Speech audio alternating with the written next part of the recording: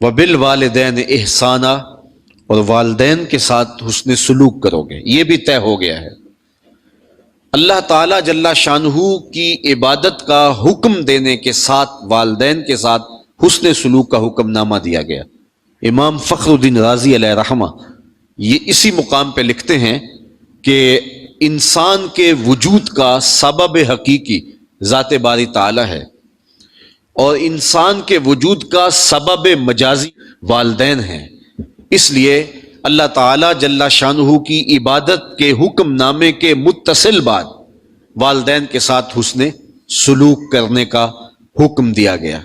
تو کہا ان کے ساتھ تم حسن سلوک کرو گے، ان کے ساتھ تم اچھائی کا برتاؤ کرو گے۔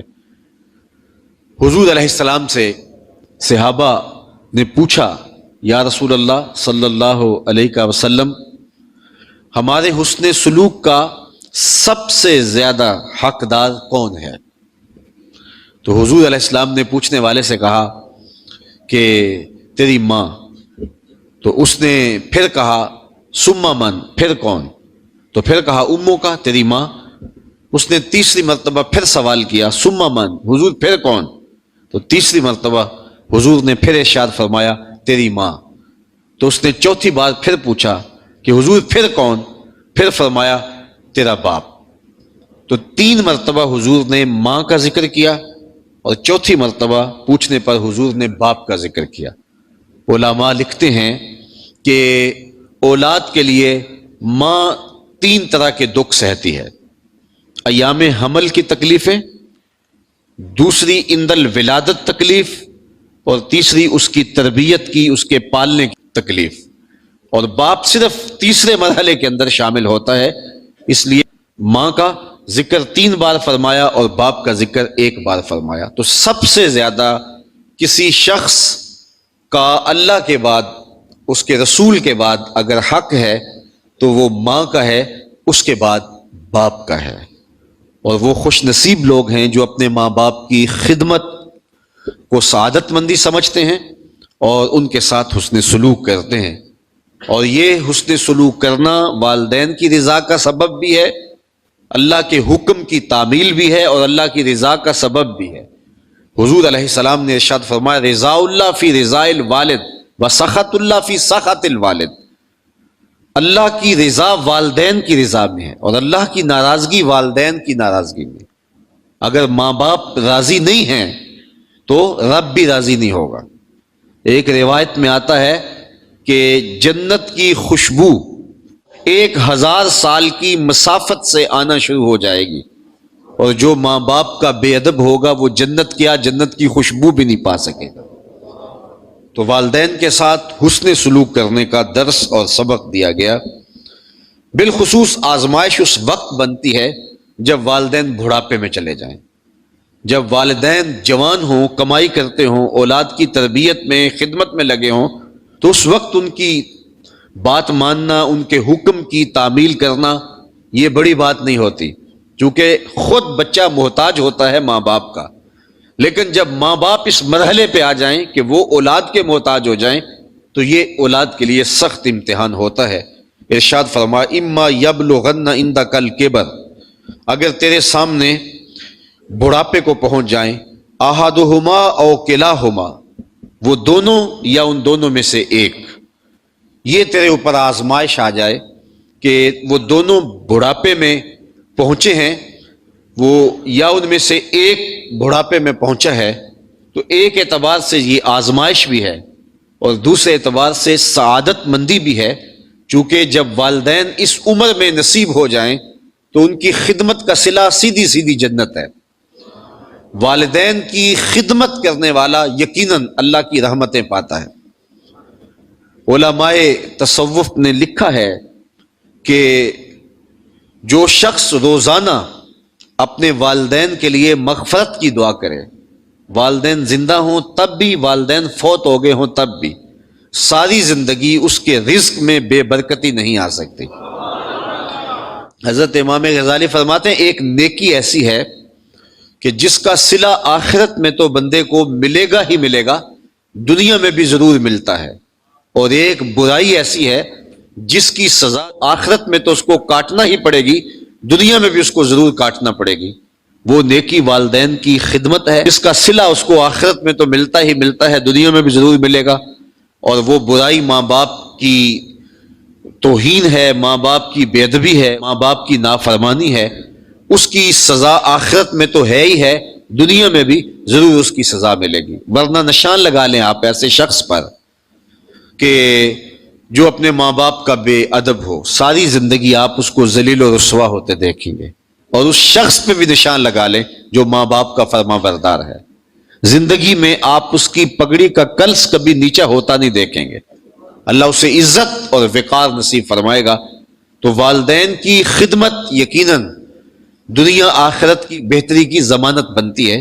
تو ایک اعتبار سے والدین بڑھاپے میں مل جائیں تو ان کی خدمت سعادت ہے، اور دوسرے اعتبار سے آزمائش ہے، چونکہ انسان اپنے کام کاج میں مصروف بھی ہے۔ ایام جوانی کے اندر انسان کی ذمہ داریاں بہت ساری ہوتی ہیں، بیوی بچوں کی ذمہ داری بھی ہے، معاش کی ذمہ داریاں بھی اس کے اوپر ہیں، پھر اس کی اپنی عمر دوستوں کے لیے ٹائم بھی مانگتی ہے۔ تو اس عمر کے اندر والدین بوڑھے ہیں، بیمار ہیں اور چارپائی کے ساتھ لگ گئے ہیں، تو ان کو وقت دینا یہ اتنا آسان کام نہیں ہے۔ لیکن جس شخص کو یہ آزمائش کے لمحے آپ پہنچتے ہیں اور آزمائش کی ان گھڑیوں سے وہ سعادت کشید کر لیتا ہے، وہ ساری زندگی سرخرو رہتا ہے اور کامیاب اور بامراد ہوتا ہے۔ تو فرمایا اما یبلغن عندک الکبر احدہما او کلاہما، اگر ان دونوں میں سے کوئی ایک یا دونوں تیرے پاس وہ بڑھاپے میں پہنچ جائیں، فلا تقل لہما اف ولا تنہرہما، تو ان سے اف تک نہ کہنا اور ان کو جھڑکنا بھی نہیں ہے، کیونکہ ان کی طبیعت میں چڑچڑا پن پیدا ہو جائے گا بڑھاپے کی وجہ سے، اور وہ ایک بات کو بار بار پوچھیں گے، ایک بات کو بار بار کریں گے، لیکن کبھی جو ہے تیری طبیعت کے اندر کوئی ایسے آثار نہ پیدا ہونے پائیں کہ جس سے ان کے دل کو تکلیف پہنچے۔ اف کا مفہوم علماء نے یہ بیان کیا ہے کہ اف یہ ہے کہ جس سے والدین کو تکلیف پہنچے اور وہ محسوس کریں کہ ہماری اولاد ہم سے تنگ ہے۔ کلمہ اف یہ ہے کہ اونچی سانس بھی نہ لینا، بلکہ علماء نے کلمہ تعفیف کے زمرے میں لکھا ہے کہ جب والدین بوڑھے ہو جائیں اور بول و براز چارپائی پہ کرنے لگ جائیں تو ان کو اٹھا کر کے واش روم میں لے جاتے ہیں، تو اولاد اس تعفن سے، اس بدبو سے بچنے کے لیے اپنی ناک کے اوپر کپڑا لپیٹ لے، تو اس کا مقصد یہ ہوتا ہے کہ اس بدبو سے میں بچ جاؤں۔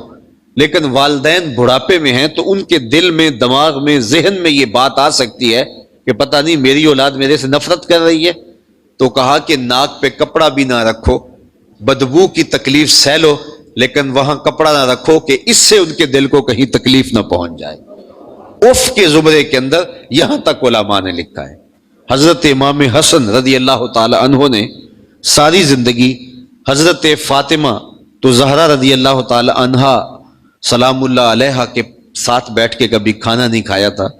انہوں نے ایک دن کہا بیٹا میرا جی چاہتا ہے کہ تم میرے ساتھ بیٹھ کے کھانا کھاؤ لیکن تم گریزاں رہتے ہو، تو کہا امی جان میں اس ڈر سے کھانا آپ کے ساتھ بیٹھ کے نہیں لیتا کہ کسی لقمے کی طرف آپ کی نظر بڑھ گئی ہو اور آپ نے دل میں ارادہ کیا ہو کہ یہ لقمہ میں اٹھا لوں، اور میں آپ کی نیت سے عدم آگہی کی وجہ سے پہلے ہاتھ بڑھا لوں اور اس لقمے کو اٹھا لوں، اور آپ شفقت مادرانہ کے تحت مجھے روکے نا، تو میں اس کو بے ادبی سمجھتا ہوں، اور اس اندیشے کی وجہ سے، اس ڈر کی وجہ سے میں آپ کے ساتھ بیٹھ کے کھانا نہیں کھاتا، کہیں اس لقمے کی طرف میرا ہاتھ نہ بڑھ جائے جس لقمے کی طرف آپ کی نظر بڑھ گئی ہو۔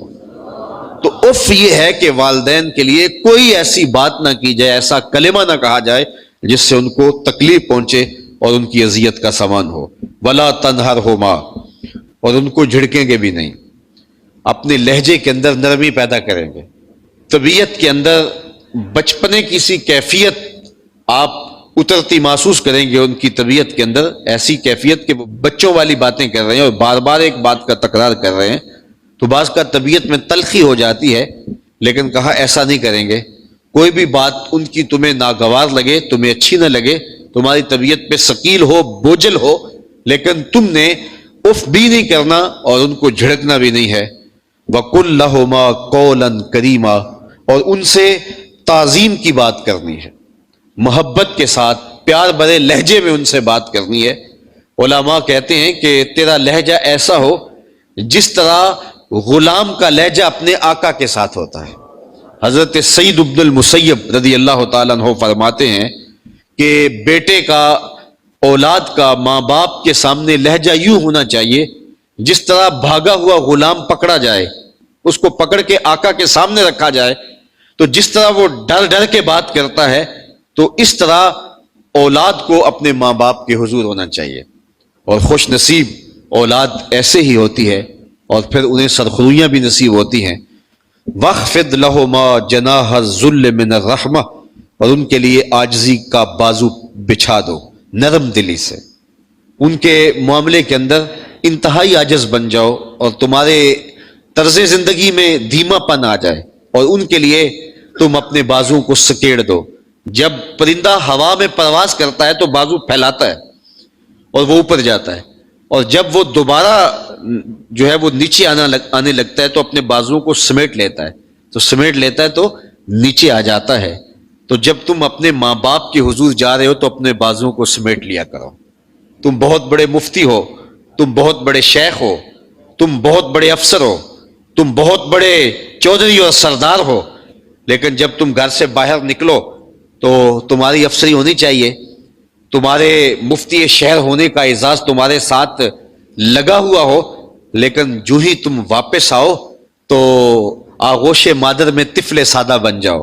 جس طرح پرندہ واپس پلٹتا ہے تو وہ بازو سکیڑ لیتا ہے، اس کی پرواز والے بازو سمٹ جاتے ہیں، تو اسی طرح جب تم ماں باپ کے حضور آؤ تو اپنے بازو سمیٹ جاؤ۔ تم مفتی ہو تو گھر کی دہلیز سے باہر ہو، تم حاکم شہر ہو تو گھر کی دہلیز سے باہر ہو، تم خان ہو، بڑے ہو، تم منسٹر ہو تو گھر کی دہلیز سے باہر ہو، اور جب تم گھر کی دہلیز عبور کرو تم فرما بردار بچے بن کے ماں کے حضور حاضر ہو جاؤ اور باپ کے حضور حاضر ہو جاؤ، اپنے بازو سکیڑ لو اور عجز کے ساتھ ماں باپ کے سامنے حاضر ہو جاؤ۔